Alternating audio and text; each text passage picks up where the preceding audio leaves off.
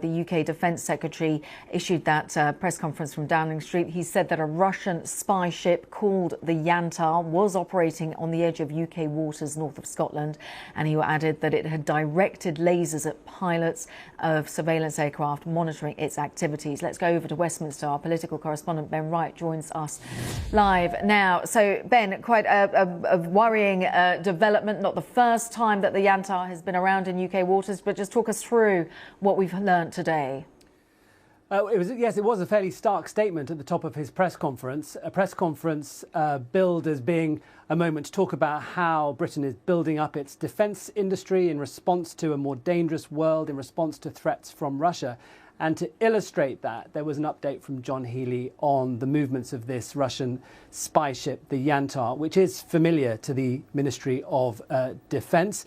He said, though, that what's different this time is that this ship, which is sort of going in and out of British waters just north of Scotland, did, for the first time, I think it was about 2 weeks ago, sort of used laser beams to distract the British surveillance planes, maritime surveillance planes that had been tracking this ship. And that's the first time that has happened, and that is what John Healey was calling out this morning.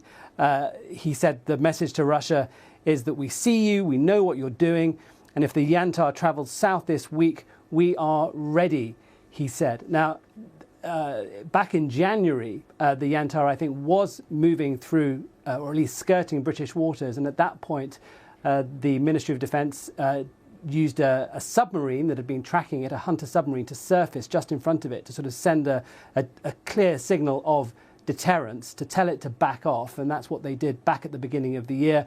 And potentially that is the sort of action that could be taken if this ship continues to sort of pester and fringe and enter British waters. But it's part of a much bigger pattern, of course, of Russian incursions and aggressive action in the last few years. Just this year, we've seen, of course, planes sort of skirting European airspace. We've seen all sorts of cyber attacks from Russia, all against the backdrop of the war in Ukraine, of course. And this is John Healey saying, look, we have to be ready for further Russian action. We have to be able to build up a defence capability in the UK that can withstand it. So by being ready, just talk us through how that possibly could look.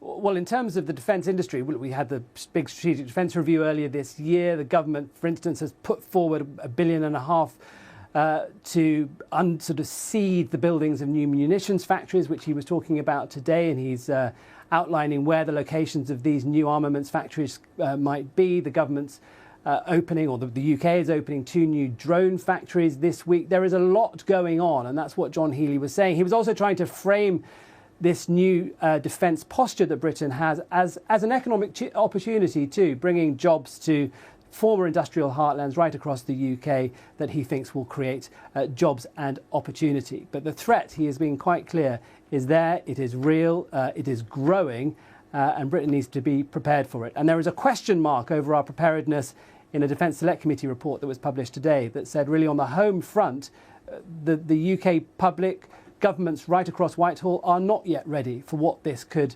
mean in the coming years. Ben Wright, thank you so much. Much more coming up here on BBC News.